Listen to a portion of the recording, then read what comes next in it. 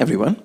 It is so lovely to be here on a very warm night where apparently I feel like I've been told, competing with the biggest football match in this city for the last 2 decades or something. And the last time that I came up, England were playing their first football match in this city for about 2 decades as well. So what it is about me and getting the train with a load of football fans, I've no idea. But anyway, I'm Nathan Jones. I'm the Senior Minister of Oasis Church, Waterloo. We're just going to talk to you just for kind of 20 minutes or so about what a reimagined church might look like. I'm going to do a little bit of this, and then I'm going to hand over as well to Joe Dolby, who leads the church that we run down in Bath, or Bath, depending on your accent. So we're talking about reimagining church. I'm going to start with telling you a story about a cat. There was this great spiritual guru who used to give these wonderful services, but the annoying thing was that in the same place where he would do the wonderful services, there was a cat.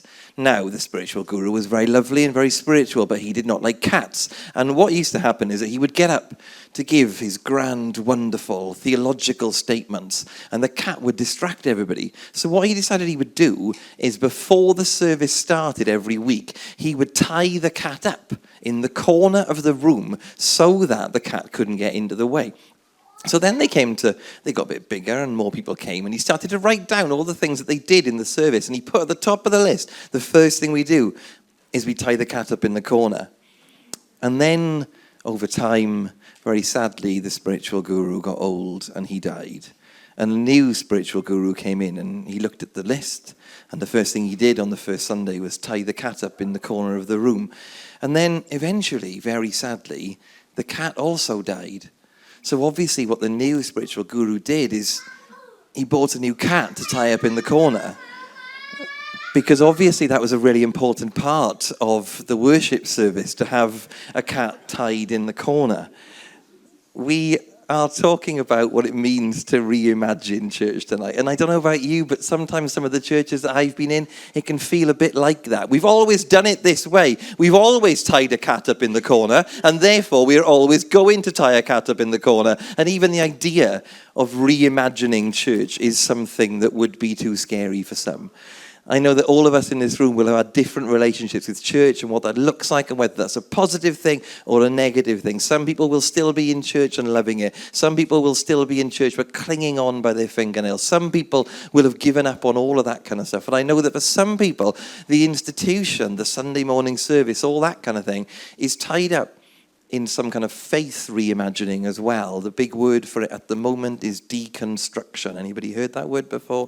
Anybody feel like they've gone through a bit of that before? And we'll talk a little bit about that and what that means, but also a little bit more than that, because what Oasis churches are about is not just about deconstruction, but moving beyond that, where we're growing something and building something, not just talking about what we don't agree with. There's a great quote from a French philosopher called Paul Ricoeur, and he said that when you interpret any text, not just the Bible, but any text, there is what he calls a first innocence, which is wide-eyed acceptance. You just take it on face value, take it as it is. And then he says you move beyond that. The second movement is towards what he calls critical distance, where you step back from the text and you say, maybe there's some questions to be asked here.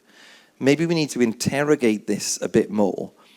But then he said, when you've moved away from something because you've looked at the critical side of it and you've asked questions and you've not found the answers, some people stay there. But for some people, they can work their way back to what Ricoeur calls a second innocence, where you reconnect with this beautiful text that you used to love. And there's this wonderful quote. He says, "Beyond the desert of criticism, we wish to be called again." That is where Oasis churches try to place ourselves, moving past what I don't believe anymore, moving past what I no longer think about stuff, but moving to a place where we desire to be called again.